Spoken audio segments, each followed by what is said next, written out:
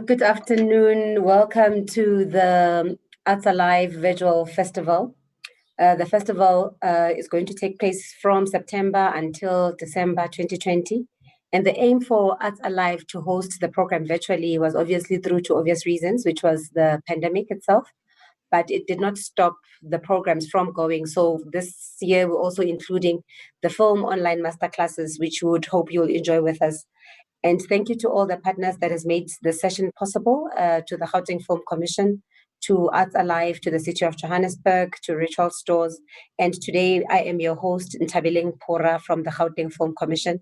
With me, I have my panelists. So I will introduce Azania Mendani, Daniel Kapman, as well as Mposha Balala. But I will not do any justice without allowing them to fully introduce themselves so that I don't shortchange their great abilities. So I'll start with you, Aza.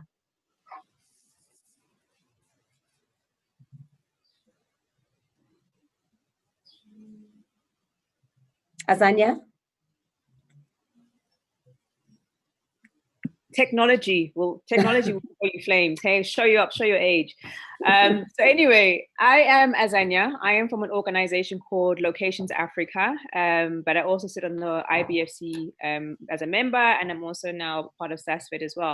Collectively kind of talk about film safety in terms of what's happened with COVID. But my background is that I have worked with the National Film and Video Foundation as a marketing executive, but I also have my own business. I since have left, and I have my own business, and I promote Africa as a filming destination of choice, travel throughout the continent, trying to understand, the special nuggets that we have. And on top of that, we, uplift and, kind of promote what Africa has to offer from a filming destination point of view.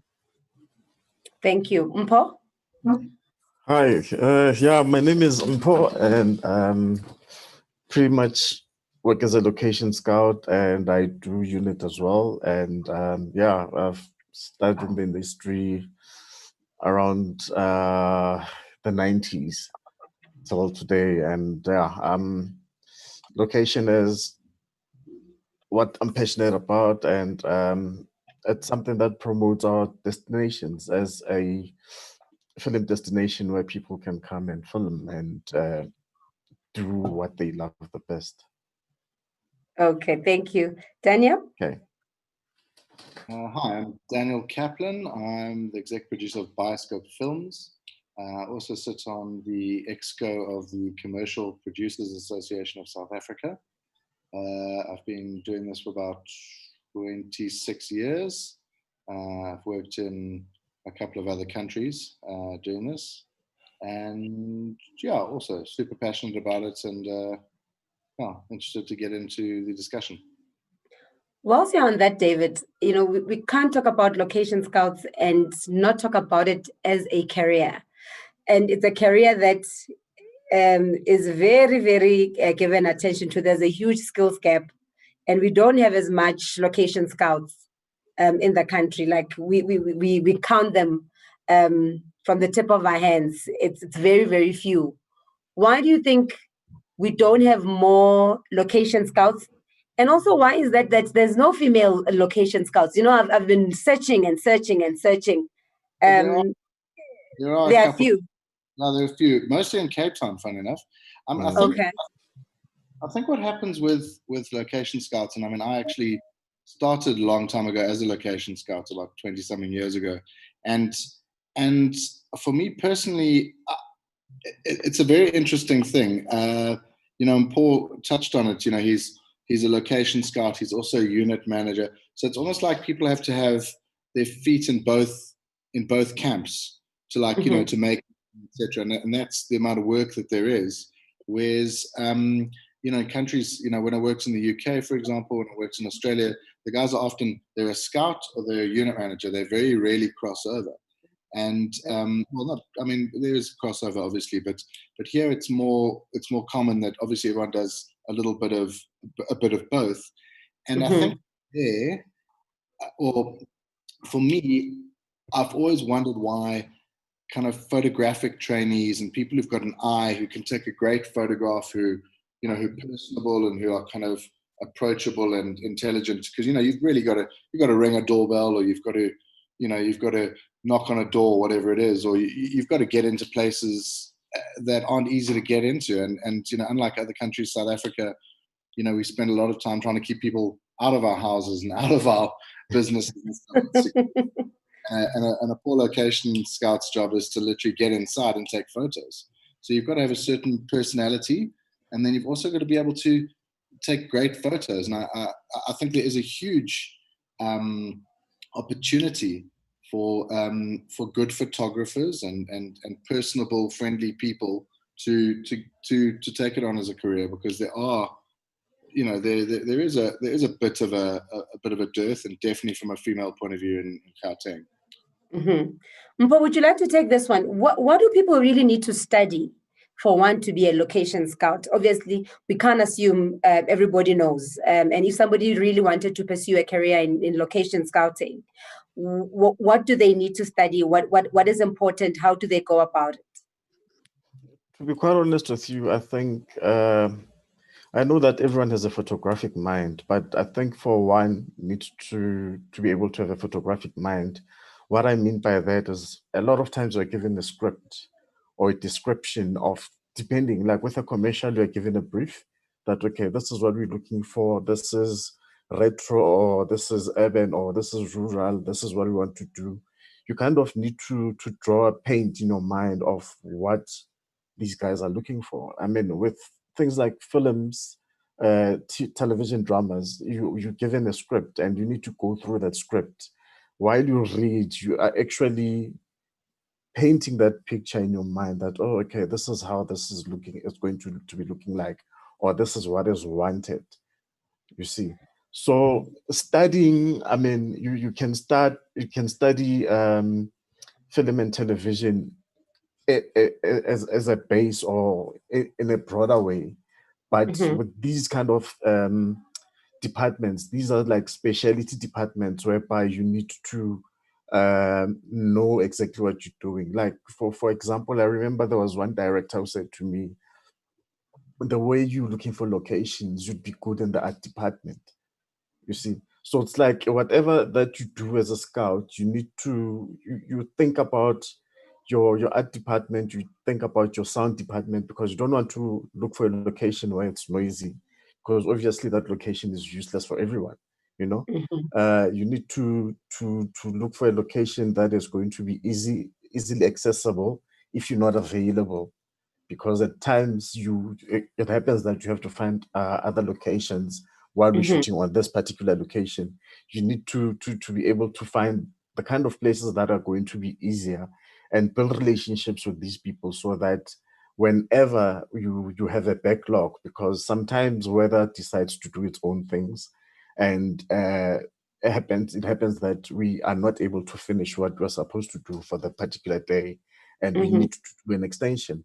So with because you've built that relationship with a particular location, that's when you are able to go back. Otherwise, a lot of times, if you don't build those relationships, the minute you want to go back and finish off, it becomes a problem, because of you didn't establish that relationship beforehand and explain to people what it is that we are doing. Because a lot of people think that this industry is like your kind of a fancy industry, and things are done as they are seen on television, and which is not the case, you know. True. So it's very important as a scout to, as Daniel said, that you need to establish a good relationship with people.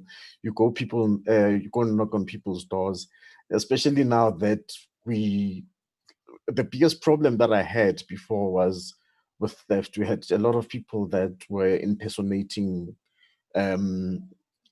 us or other people as if they coming from the government, knock on people's doors. The next thing, a house is burgled or someone has been robbed out of their house because of they've let people in. And because of all of those things, now including COVID, it's not as easy as it was before. You kind of need to give those people assurances. Like there's a shoot that I did the other day on location. I had to let these guys know that we're not shooting in the house, but should it happen, we're going to fumigate the house before. And then when we finish, we need to fumigate it as well, so that for their safety as well, because Of course. I think at the moment, no one really knows how this disease is contracted. But for safety's sake as well, we need to make sure that these locations that we use are safe for us and are safe for their original occupants.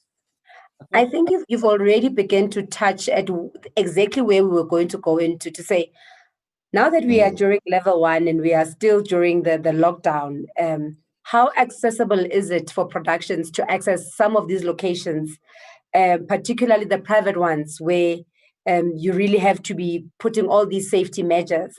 How accessible is that, Aza?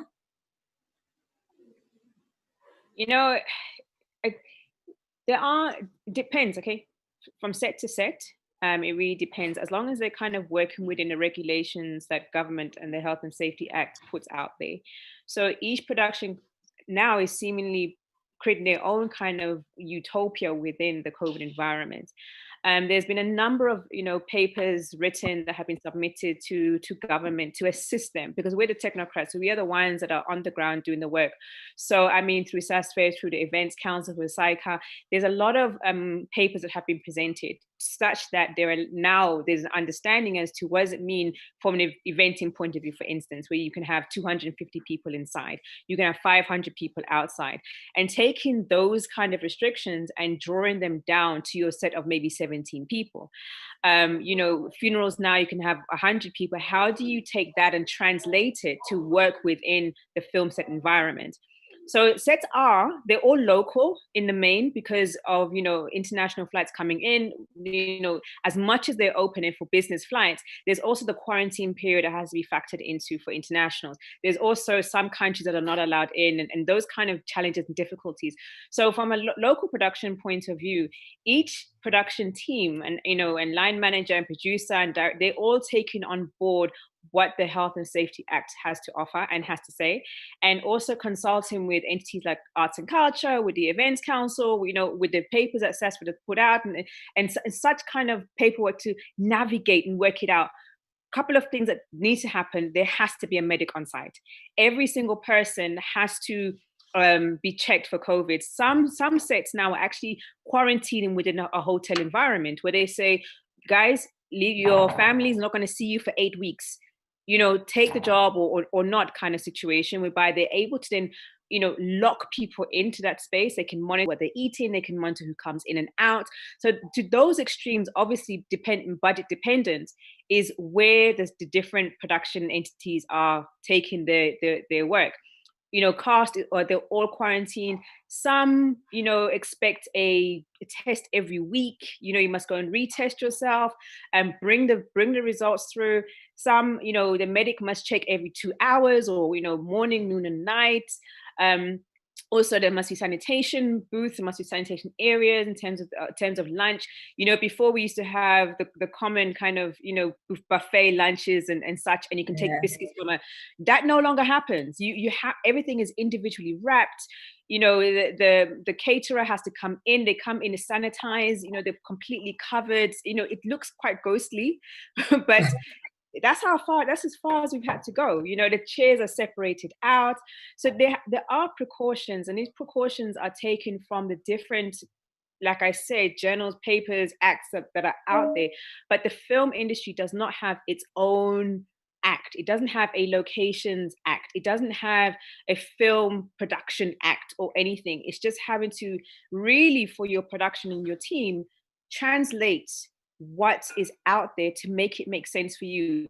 Take pictures on everything that you do, how your catering is set up, because somebody's going to come and ask a question. There will be maybe SAPS or the health department might just come and say, I want to see what you've done in terms of protecting your cast and crew. So we're having to also take pictures as proof of what we try to do. So there's a lot more that goes in. It does add to your budgets, but it'd rather pay extra and keep your team safe than not. And also it's about key crew, key cast, key crew. You don't need extras, no family members, it's all of those kind of things. And sometimes even the base camp is a bit bigger because now you need more parking for other cars. It's complex, but I mean, Dan and Paul will vouch that it's working, but very, very slowly and quite tiny, quite minutely. So you want to jump in there, Dan? Yeah, I just want to say we actually so the CPA worked fairly hard on protocols during level 5, and we got our protocols through to the government, through the Department of Arts and Culture on level 4. So we were able to start shooting them, but our very, very rigid protocols. As Anya said, it's kind of like it's kind of common sense. It's space, sanitizing, checking temperature. I mean, we've got medics on every shoot. The medic walks around every 15, 20 minutes, re-sanitizing hands, be it people at the monitor, etc. Masks on at all times, over the nose and the mouth. The only people not wearing masks are obviously the actors in front of camera. Once they leave in front of camera, they put masks back on. So, it's kind of fairly obvious. I mean, the catering is the big thing. We're actually trying to see if there's a way of getting some form of a buffet back, but not where it is a buffet that everyone serves themselves from. Mm-hmm, mm-hmm. So how should we manage international shoots? Are they allowed? Who is allowed? Who is not allowed? And what is the best for us to manage these shoots? Because we really need this income coming back, and we need to start making ease of business for our international investors. What is necessary for the international shoots, and how can they be best managed for now? Okay. Do you want me to answer that? No, you can start, because I mean, from the commercial side, it's slightly different, but you can go. Okay, so for international inbound, we are restricted by literally the flights that can come into our country. Literally, that's kind of where it is, unless it's Botswana, Namibia, Lesotho, Swaziland, those kind of where you can drive in and out. Even there, it's a lot of protocols that have to happen, but we don't have that many productions coming in from the neighboring states. So we are bound by that.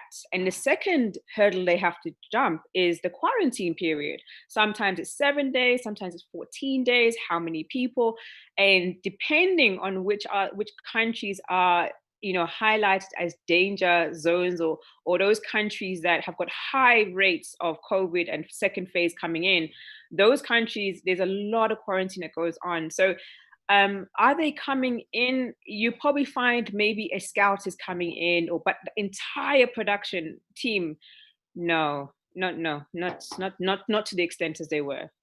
Whilst you're on that one, Azza, before you come in, Dan, at whose cost is the international quarantine period incurred by? Is it incurred by the hosting state, which will obviously be in this case South Africa, or the shoots itself must have the budget for their own quarantine because they have to incur those costs? Who's incurring these costs?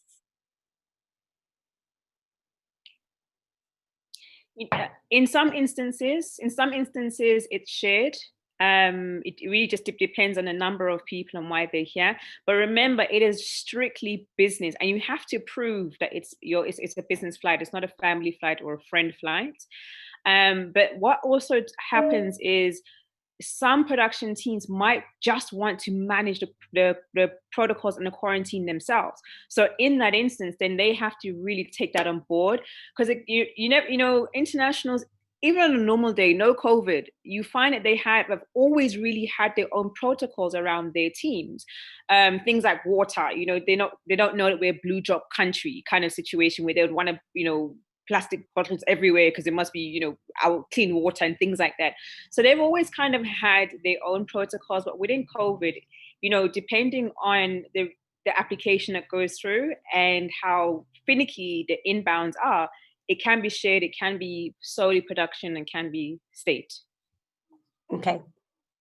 I was just going to say, what we've actually managed to do, and we did a big 8-day commercial shoot during level 4, and which is quite an undertaking. And our agency was Cape Town based, and we've done it with overseas guys as well as an industry.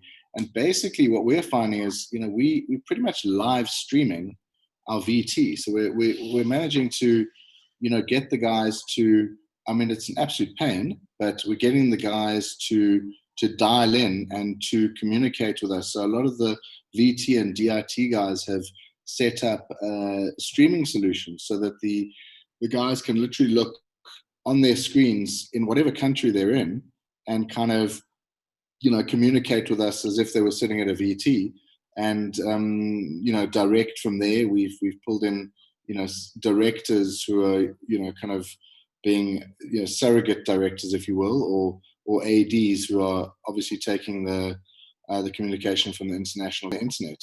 And that we've got a couple of setups. I mean, there's obviously there's a cost for it, but there's the VT setup which we used very effectively, and there was only a 4-second delay.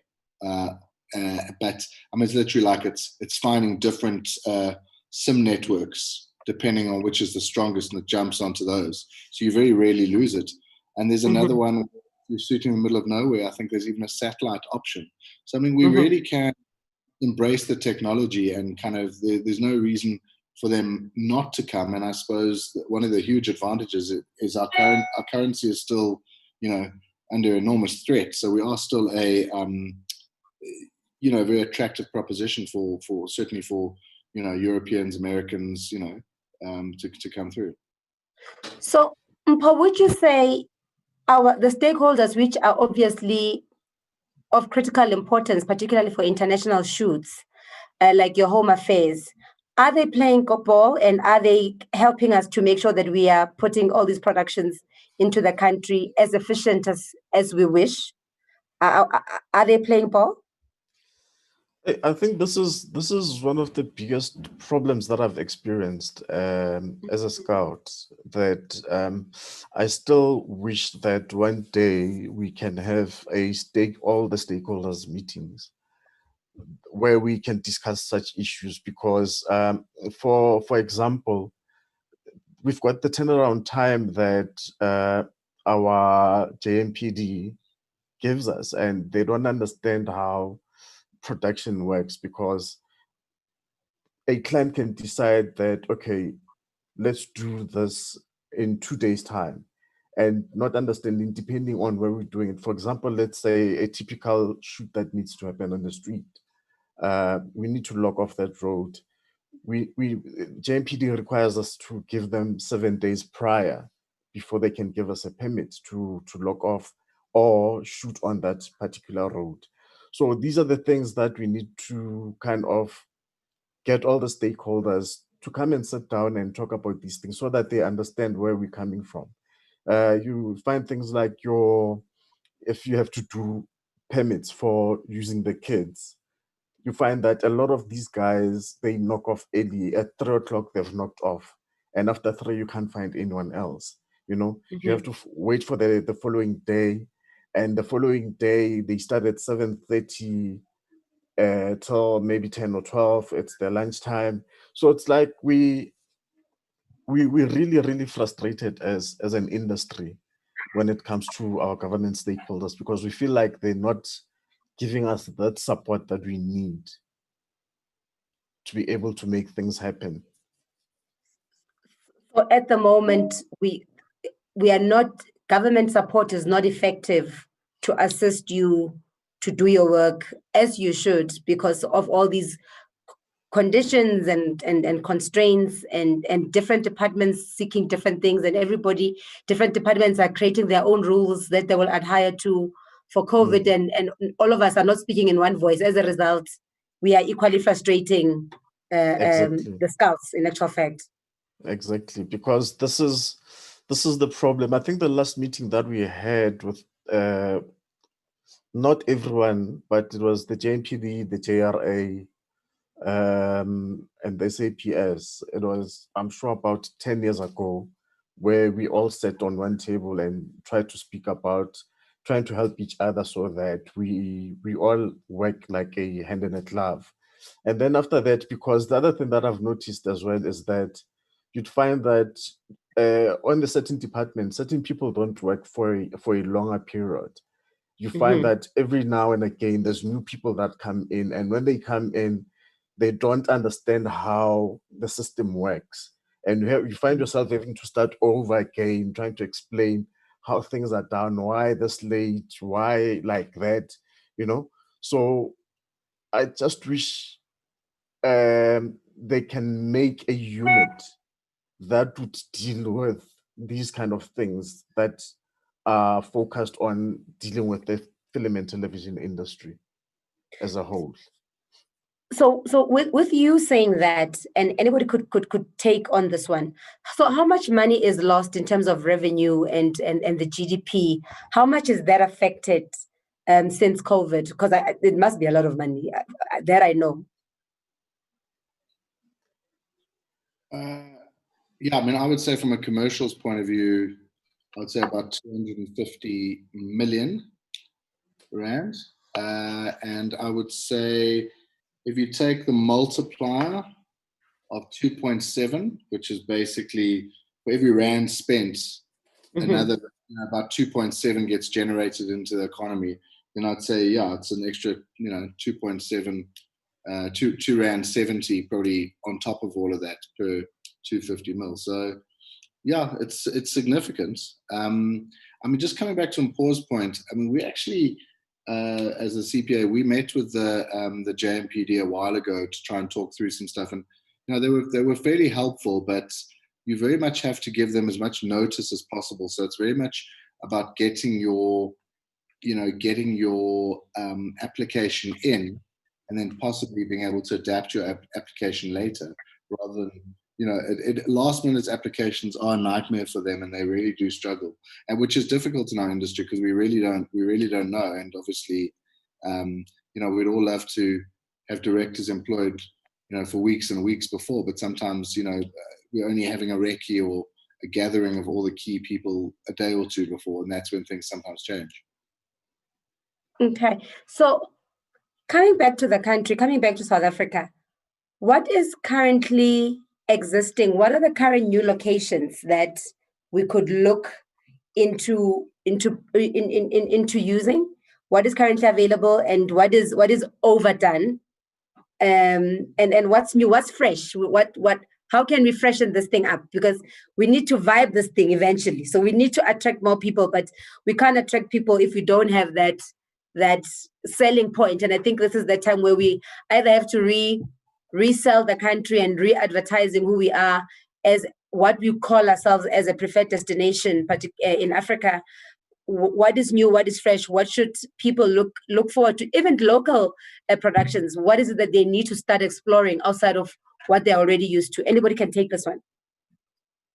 I think from a side point of view, I'd say it's a difficult one because it all goes back to the writing team. Remember, everything that we look for is per what's written. And up until maybe we decide to say we're changing our writing styles in terms of locations to more juicier and fresh looking locations, that's when things would start to change. I know with commercials, I mean, every now and again you see something new, and you find that with a lot of other genres like your films, your television dramas, we kind of visit and revisit each locations like a couple of times because it works for us. The other thing as well is the friendlier they are to film groups, the better or the more they're going to be used. So it's not a thing that we can say, no, we're dropping that location, we're not going to use it anymore, we found something fresh. It's all about the juices that each location can give to us as to trying to produce whatever that we're trying to produce to make it look good in the eye. Okay. Yeah, I mean, in Thapeleng, I would say there's, as Mpho says, there's go-to locations. I mean, I don't like the idea of go-to locations. I like finding new stuff. And I mean, it actually goes back to when we were talking about what makes, great location scouts. I think, what you need to study. I think you need to study your city. I think you need to be, going to an art gallery opening. Like when I was a scout, I used to go to residential house, sales and stuff, because I knew I could get in.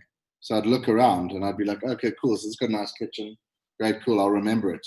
And then I knew. So it's in my mind. I'm remembering those places. When I'm looking around, I'm always seeing, is there an interesting architectural thing over there? Whatever. I'm going to still do that. So I think it's always keeping your eyes open and always thinking what could be different.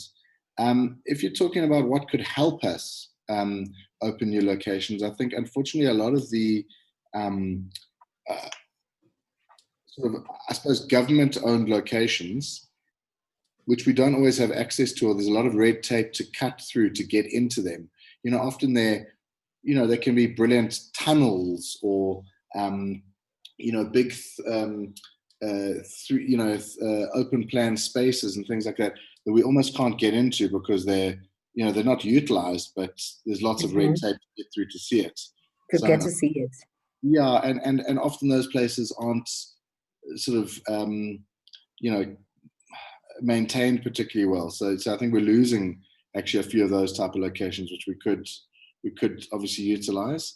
I think it's really about communication. I think from a governmental point of view, they could just help by, as Mpho says, like having some sort of a facilitation arm. But I do find that the GFC is pretty useful from that point of view, and that sort of gets us into places possibly that maybe take too long to get into otherwise. And what can we do to maintain or promote South African heritage, in the sense where, we've always been making this argument to say, for us to have our heritage, we need to create our own identity, whether it's through locations, whether it's through the stories that we tell. But we need to create an identity that when you see our films, you are clear that they're from South Africa. Case in point, simple example, every Hollywood film, they will have their Hollywood opening sequence, which that's Hollywood. Every Hollywood and American film, there'll always be an American flag in it. It doesn't matter what locations they use. Somebody in South Africa know exactly how the American president's office looks like, because they've got 20,000 president films, and all of them, they will have their Oval Office. You know it. You don't have to think twice. How can we start creating and preserving what we may deem to be a South African content and South African locations? How can we promote that? So I'm gonna jump in on this one, right? Sure. There's many different vehicles, but I think the one that would one of the ones that would work really well is, for instance, funding, state funding. There can be almost non-negotiables, right, within that space, whereby, in Gauteng there are 100 really great sites, okay, but in your film you have to show 5% or 2% of those sites, or 10% of those sites. With like the United States and the UK, you will always see their flag. And I think it's just one of those things that's been, inherent within their minds as in terms of patriotism, right? So there are those kind of vehicles which we can enforce if, from a government point of view, for funders who are saying this is state money, just like the DTI at the end of all of the incentivized films globally, the DTI logo at the bottom of the credits. So it's those kind of mechanisms that starts to make sure that our key sites, like a Nelson Mandela Bridge, must be established and shot. The flag must appear at least 3 or 4 times. you know, when we are talking and promoting South Africa, when we're promoting South Africa as a filming destination or any country on a continent, is to then have a conversation with the scriptwriter to say, okay, instead of saying Florida 0800 hours, can't you actually say Durban 0800 hours? Can it not be a script item, you know? And that helps brand South Africa, for instance, to be able to promote South Africa. It starts to talk to those things, in my view. And again, it comes down to what Mpho said earlier. It starts at the script phase. And as a you know, location scout, sometimes you do actually have influence as to that particular location. So you can choose a backdrop, and you can kind of manipulate a situation for people to start seeing something like Cape Town had that massive flag. I don't know what street it was, but you knew that was a South African flag. And now the South African flag is the third most known flag in the world. So everyone already identifies with that flag. So it's having to find a way in convincing the producer, the writer, to say, you know, this is a great location. You already know that in the background, the legislature is somewhere there, and it says legislature of, you know, wherever it is. But it's small little toys that can be available. I mean, Dan, I know you probably have some views here as well. But if we can start from a funding point of view, we can start talking about marketing funding for films, for instance. We can then, I mean, you can say this definitely from state that, okay, no problem, but in your script, especially local films, you have to mention heritage sites. Then you start speaking to the museums. You start speaking to the Tsong Museum, for instance, and say, or whichever museum, and say, guys, you have an amazing array of, you know, artifacts. Can we come and shoot within your space? You speak to the Heritage Council. Okay, this is what it means to shoot films. As long as we don't break things, we don't, you know, disrespect the space, how can we work with you to work within your heritage site? And again, like Dan said, it comes down to communication. It comes down to what it is we're trying to do, specifically with local films. What is it we're actually trying to do? Because again, it's not necessarily changing the film to sort of specific narrative. It's what you do with the silent character, which is called the location, to be able to speak about that particular heritage narrative, that particular South African narrative, that particular Port Elizabeth narrative, that particular, you know, Long Street narrative. How do we start doing those things? Yeah, it's actually true, because I remember I shot something in East London, and I know East London right now is running a campaign whereby they want to promote the Eastern Cape as your film-friendly city. And you're finding a lot of companies shooting. I think there's about 7 or 8 now that I know of that have actually shot in the Eastern Cape. The city's film-friendly, except for the weather, because the weather, you know, where there's an ocean, the weather changes all the time. It's not as stable. But you find that there's great locations. People are accommodating, even though they don't understand the film, but they're willing to help, because this is something new that they've never experienced. And the fact that we as a film company, we coming into the house, we're using their space, and we're compensating them for it.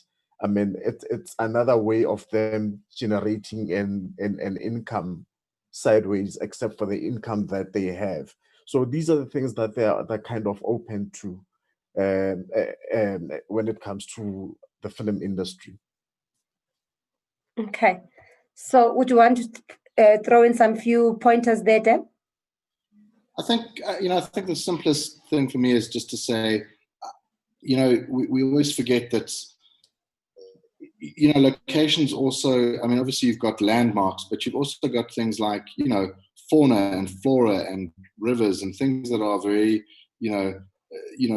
beautiful, obviously mountains, like whatever it may be, things that look very South African. And they will also, we've had a lot of travelers in our country. So like when you show them something, it reminds them of when they were here, etc. So I think that's all positive.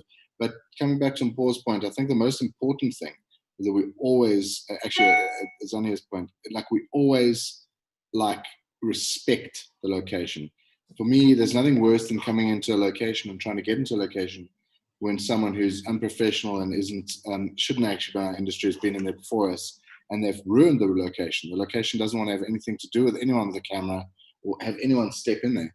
And I think one of the things we need to keep an eye on is, I think when we find people who are consistently damaging locations or ruining locations for the rest of us, we need to find a way of holding them, accountable. So I do think locations is a very important. Is key. Yeah. So in the 9 provinces that we have, which of the provinces is seeing a rise in more locations? Gauteng and the Western Cape.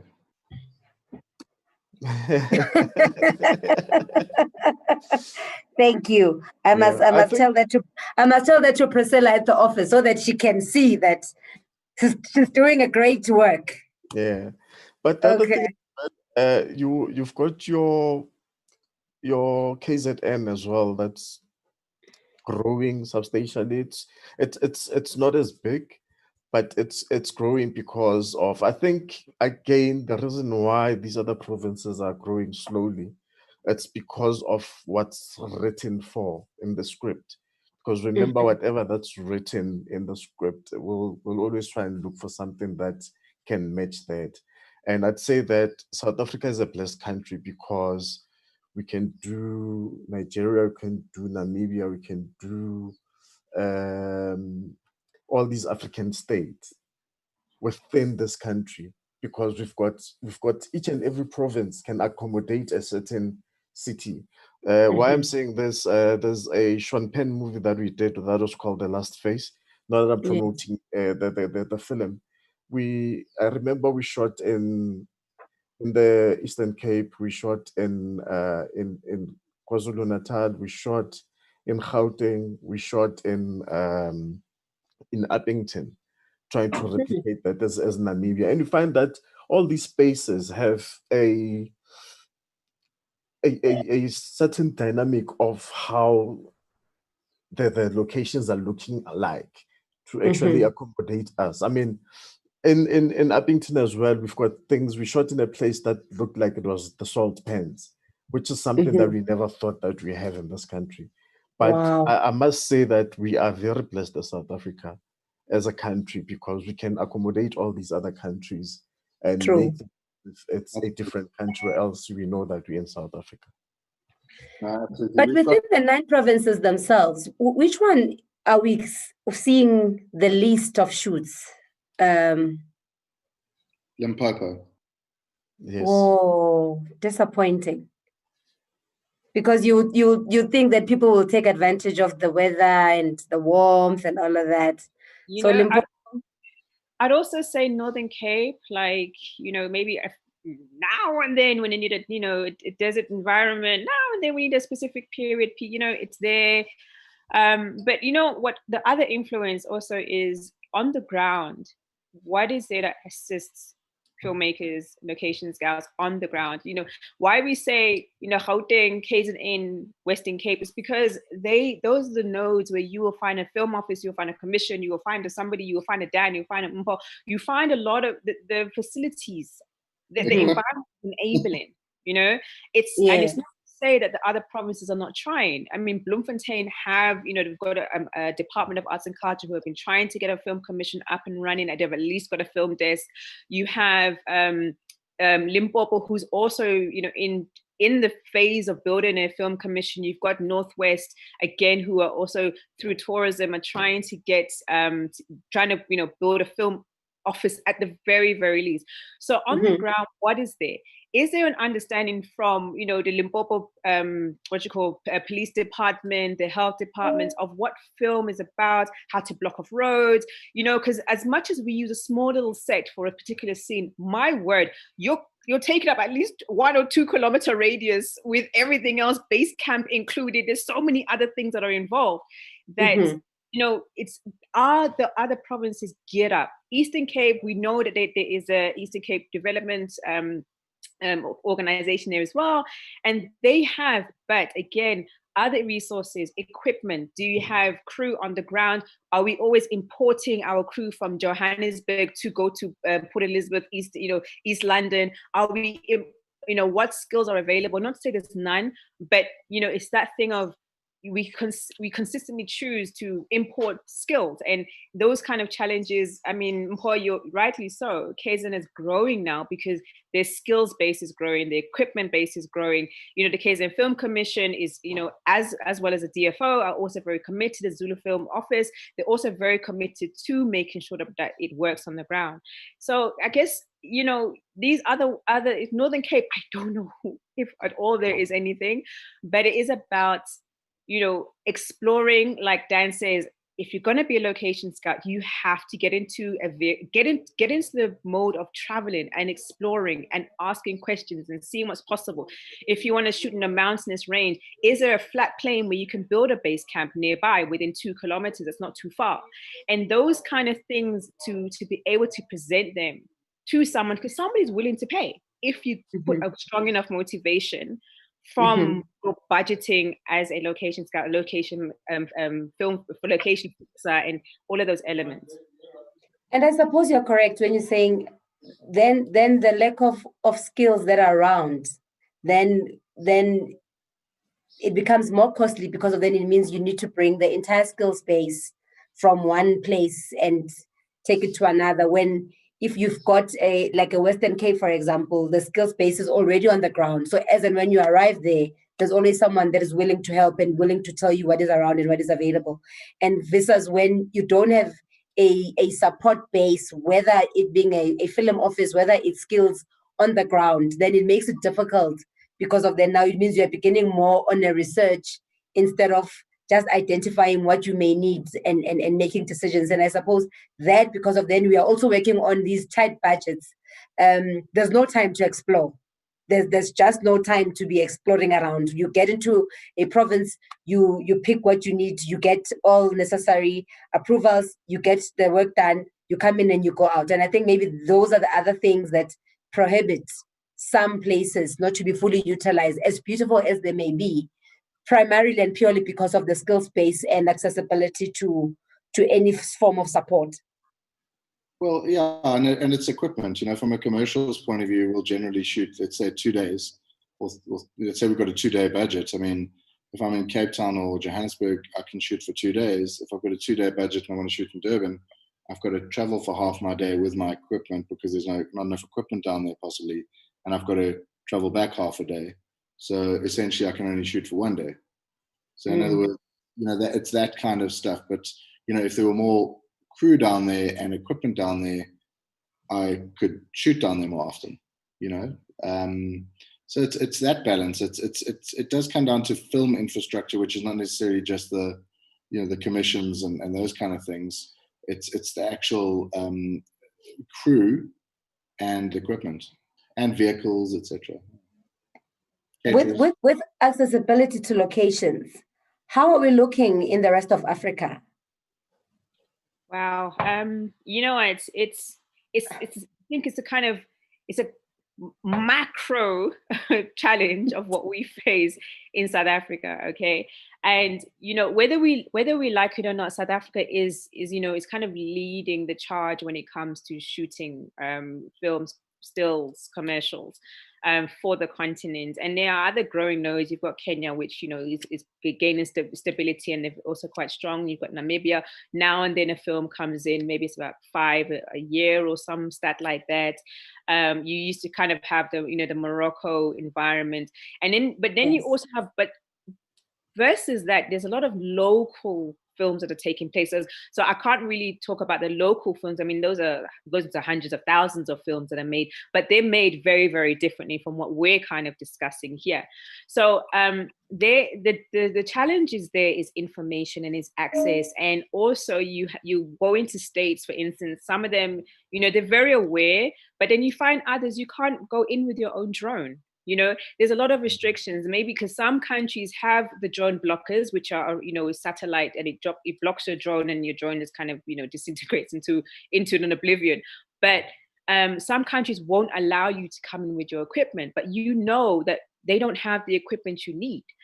So Yeah, and so the country might lose out in a particular shot because of that, or they might gain because they can then prove they have the same equipment and crew that can operate that kind of the equipment that's needed. Only about 5 or 7 countries really have a formalized film authority network. Others are growing, like Ethiopia doesn't necessarily have a film commission, but they do have a Ministry of Arts, and they are trying their best to, equip and equip their teams, equip other film producers to come on board and to kind of show themselves, such that when South Africa as an international, okay, much sure we are also international in that conversation, comes in, they can then, and they have started proving as well, that they actually do have the skill set. So it's again, Dan, you said research is about understanding the territory you go into, and also trying to find the fixes. And the other things as well, going into culture, is to understand the land that you're playing with. The heritage imperatives. Are you kind of allowed to walk in there? Is there a war zone? Is there a cultural reference within that space? But I think on the continent, there's still a lot of challenges. It's just, but there is willingness. There is a lot of willingness to make it make sense and make it happen and make it work, such that maybe if you know somebody within the authorities as a location scout, you've already gone to the country, you've explored, you've asked questions, and then when you get to the airport with your team, they have to meet you at the airport to say, I know these people, they will sign off, and then maybe your equipment can go in. So it's a different kind of relationship set up. But again, it's about what Mpho said earlier on, going there, establishing relationships, not making a South African assumption that you are, you can just do whatever you can, because you probably can't. You just need to be able to understand the dynamics in that country. Is it opening up? Yes, it is. And the reason why it's opening up is because these 7 countries I'm talking about go out. They go outbound and they talk about their country.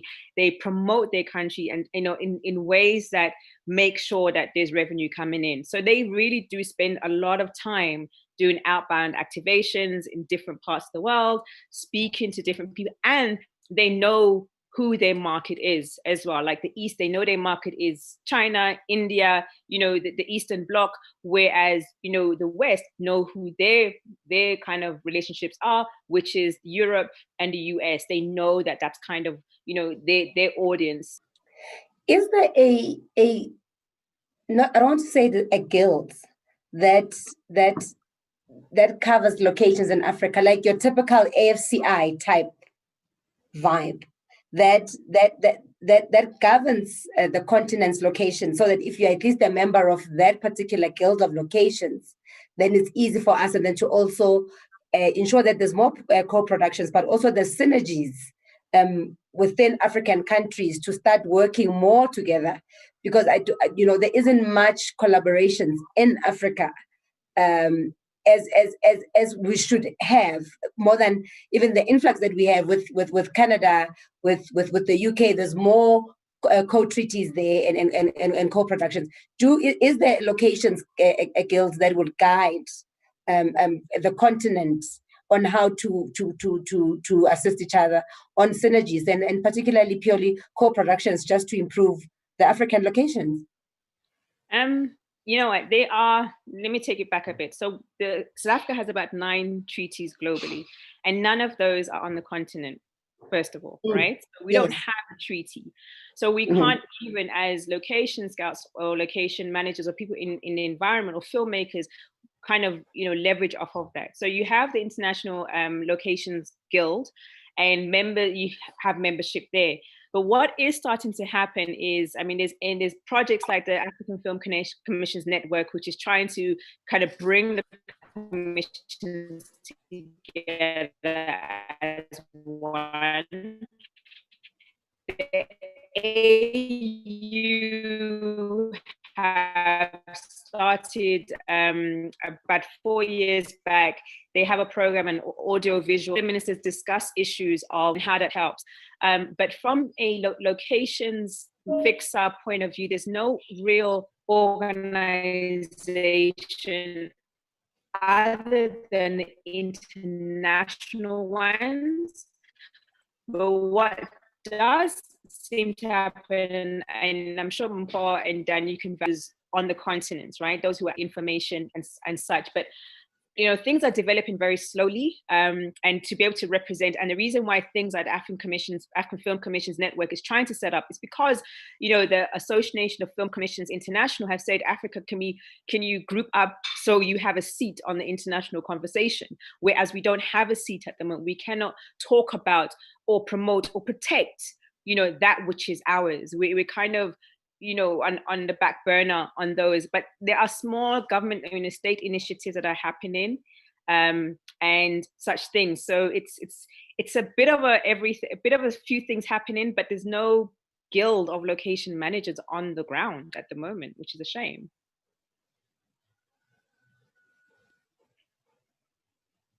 Good.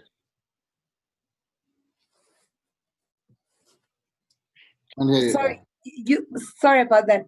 And I was asking this question deliberately because as Locations Africa, I suppose one of the key things that you are looking forward to in your mandate and your strategy is obviously improving and promoting more African locations to really attract those co-treaties which we currently have that exist.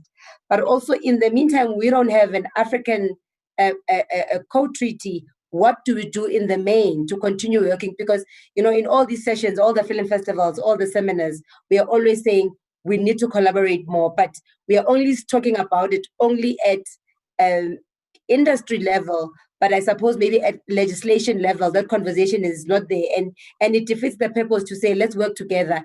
When you know that even the absence of having the co-treaty will make it impossible for the two countries to come and work together. And I think that's really where the challenge is, because somebody would really say it would only make sense to have a co-treaty firstly in Africa before you go abroad, because of really this is where home is, and then you go on. But unfortunately, it's the other way around. And I think, as government, it's something that we need to talk about, because we are always talking about Pan-Africanism. We're always talking about African collaborations, but what forms the basis of the collaborations is not there, which then is another catch-22 to say, okay, we're saying we want to have intercultural and intercontinental programs, yet the basis, which is those same treaties, are not existing. Yeah, they don't. Again, it does come down to that. I mean, I know there's an MOU with Kenya and and the KZN Film Commission, for instance. I know there's an MOU that's coming through the NF, and these are things I know because of the research I've done as Location Africa to try and understand what's going on. I know that there was a treaty that was started with Tunisia. It didn't really go as far as it should. There's an MOUs that exist mainly between state and authorities within film, like the Nigeria. There's some form of MOUs existing there, but and I think this is really a plea to through GFC to state to say, can we just really just finish what we started with the treaties that are kind of lagging in on the desk, to say, where are we with these?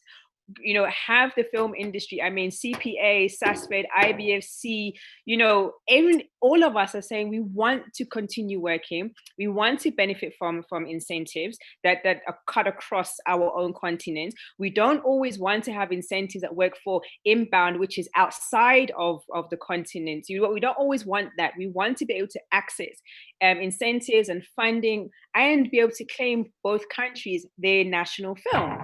There's no reason why we shouldn't be able to do that. There's a lot of people will say and shout at me and say there's a lot of processes and red tape. It was very easy to do Canada, Ireland, UK, Germany, Australia. Do I have to go through all of those? We did those ones. Why it is so difficult for us when we have stability in some countries on the continent to be able to achieve that?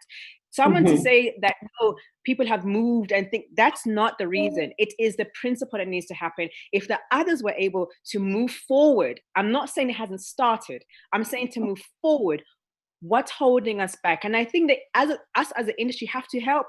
Are there to help you, and they're there to push you as state to make sure that these treaties happen, because the treaties help us to be able to enable and access funding both sides, give funding both sides, and alleviate budget stresses on the projects themselves. Point, Daniel, do you have challenges when you have to go to Africa and shoot in any locations, or you're good to go? You are those guys. You've got this. Look, we'll fly in with almost all of our equipment. I mean, it depends where we're talking. I mean, let's say I've shot in Malawi, for example. We'll fly in with everything. I'll fly in with backup stuff. I'll expect, unfortunately, I'll expect very little. And then we'll kind of roll with it. Places like Nigeria have improved. I mean, in the old days, you'd go there, you'd sort of negotiate a rate, and the next, with the person, you'd have the meeting, and the next day when you arrive with all the crew, the person you negotiated with wasn't there, and then you had to renegotiate, even though he probably was there, but behind a door or something. So it was quite frustrating. In the old, well, not in the old days, but I mean, like, I think another thing that's actually helped us a lot by taking stuff through is actually as much as I miss it, the fact we don't shoot on film anymore, it has taken a lot of pressure off us, because we can see what we're capturing.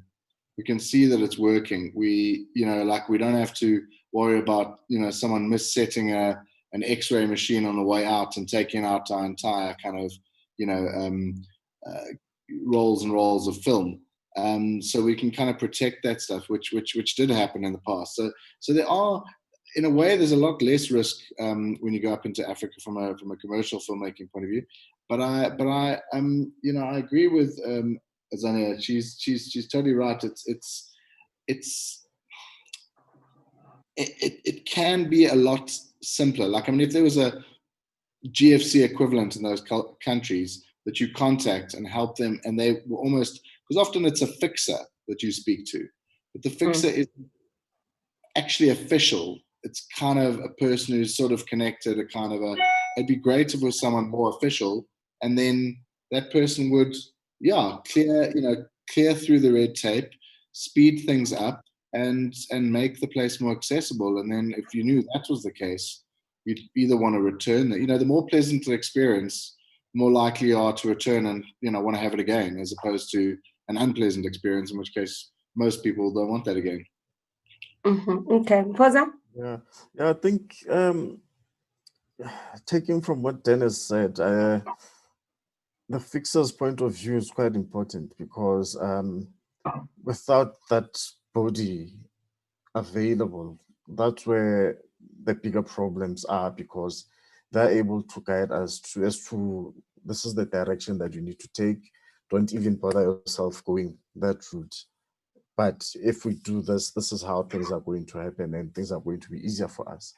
So I think the biggest thing right now is to try and make sure that we get people that understand how this industry works, because I think the biggest challenge is having to find people that think that they can do it, and only to find out during the process of trying to finish it off, they're cracking down, they can't do it, they've got this, they've got that, and they don't understand that this is a business. They think that because this is called an entertainment business, it's all about entertainment, and forgetting that this is like a business like any other business. And with us, we are actually controlled by time, we are controlled by the sun. These are the two things that we need to make sure that whenever we've scheduled things by the end of the day are done, because once we lose it's a cost to us that we don't have. So I think the more we find people that are willing and are about going to take an extra mile to make things happen, the better it's going to be for us. Okay, so coming back home, leading to our closing this session, because we are chasing our time now. What is it that we need to do to boost the energies of getting back productions coming back into the country and reshooting again? Because we were at a peak and it was great, and everything has messed us up. What is it that we need to do? Obviously, there must be more location in Indabas, the tourism in Indaba, to then start doing the work, because I think every other country is starting afresh to redo the work, to reassure people about safety, to reassure people about skills, to reassure people about all these facilities, skills, talent, equipment that we have, to say, we've got this, we are your guys, you need to come to South Africa, we are your preferred destination. Where do we start? Because the film commissions can't do it themselves. We also need your support. And, all these recommendations, we really are taking them to heart. And we'll obviously start implementing bit by bit, and to bring back to the stage where there are enough production shoots, both locally and internationally, because everybody has now flocked to studios. And because now it's studio shoots, obviously something has got to give. So some others are increasing, which is obviously studio shoots. Location shoots are now not a big thing because of all the restrictions. What do we do next? Or are we happy with the situation and the status quo, which I doubt not? I think from my side, I'd say that a lot of companies are standing by. It's just that because of the level of restrictions of the countries that are considered to be risky countries to come into the country, that's what's actually binding us. Because if you can look at that list, a larger number of companies that usually come and shoot, and the ones that are looking to shoot into the country are the ones that are barred from coming to the country. But I know that they're actually standing by to make sure that we take off from where we left off, or we start from moving on. Okay, then.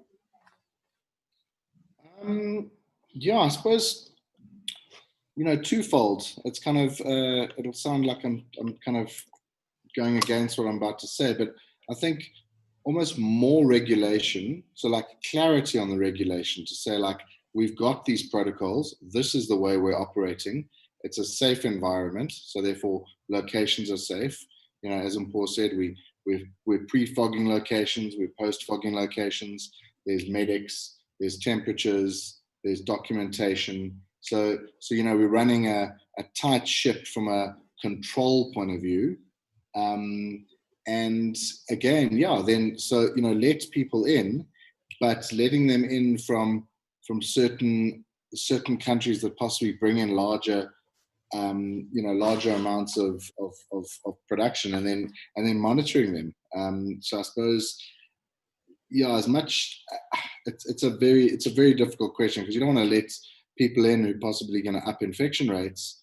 But it's a balance between infection rates and obviously, GDP and turnover, etc. So I think you need to sort of make sure that everyone's following the protocols, that there's a little bit of regulation on them. I think when people don't follow them, and when people aren't interested in them and don't take them serious, I think they should be, taken to task, and and there should be some sort of a I won't say punishment, but there should be some sort of a results that, because they're basically putting us all at risk. I mean, the location shoots on one day who's not following the rules, I have those people on my set the next day. So that's an important thing, that we all stay consistent with the regulations and consistent with the protocols. And then, like I said, everyone's going to go to be happy to go to a place where there's, safety and still, we are very competitive internationally. From a current point of view, we offer a very good, as Mpho said, very good locations. Like our crews and our equipment is world class. So we just need to make it a comfortable enough place. And yes, if the government do let us, you're blocked, Ntabaleng, we're blocked again. So I think that's the main thing. Make it easy for them to come in.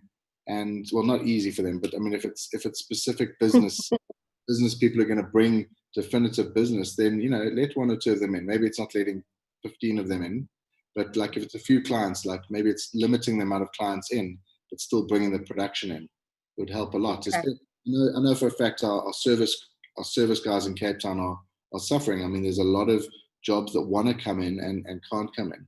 So that would be huge. I mean, they're an enormous money generator for the Western Cape. Aza? Yeah, I think definitely promoting our successes first as a country in terms of how we've managed COVID as a thing for all citizens.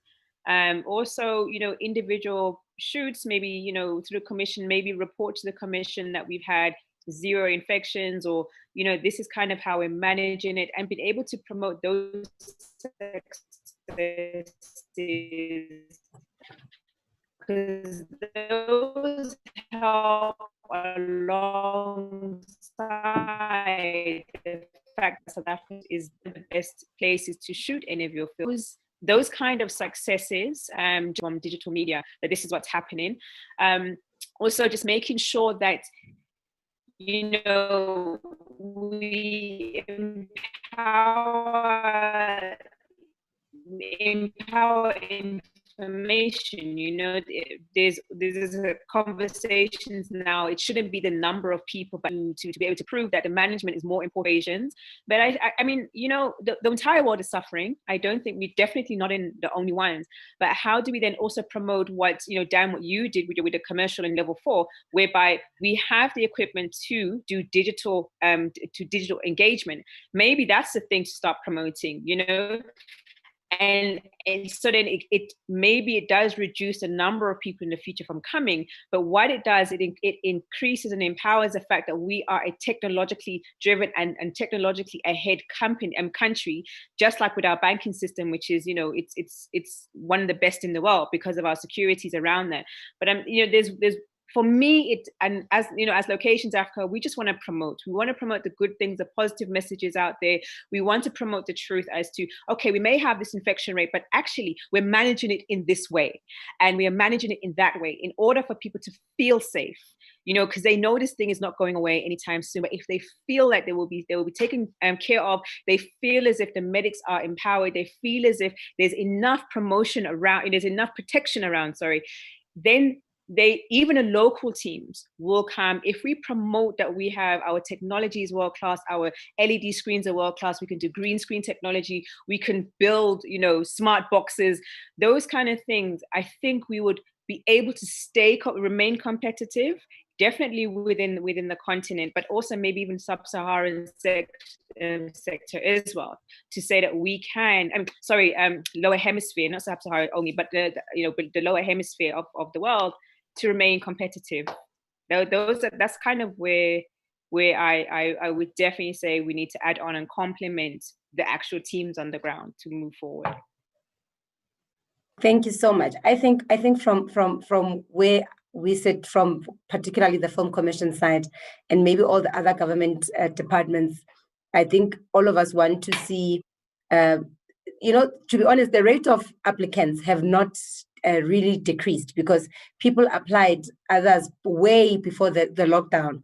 So it did not change anything. But now that things are picking up, there's actually even more, because I suppose people had all the time to create their juices and write all their scripts. So in actual fact, they're receiving more applications right now. So we are hoping, obviously, that will result to more productions being effective and working, and also more productions not closing down. Because I think one of the key things that we were really, really worried about is the impact that it might have, which may then result to production houses closing down. And I think for now, maybe it's still premature, or maybe rather it's still early.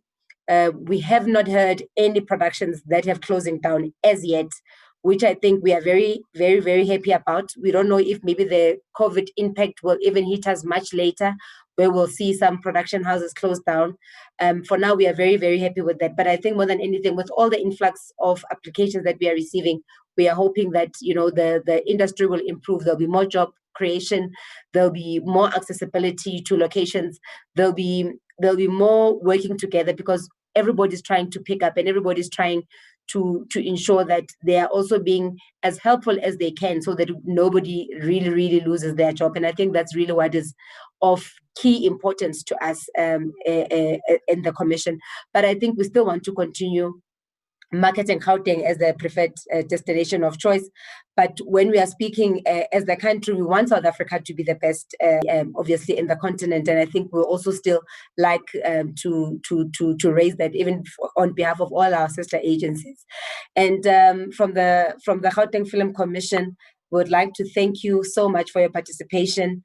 The conversation was really needed. Locations conversations are never there.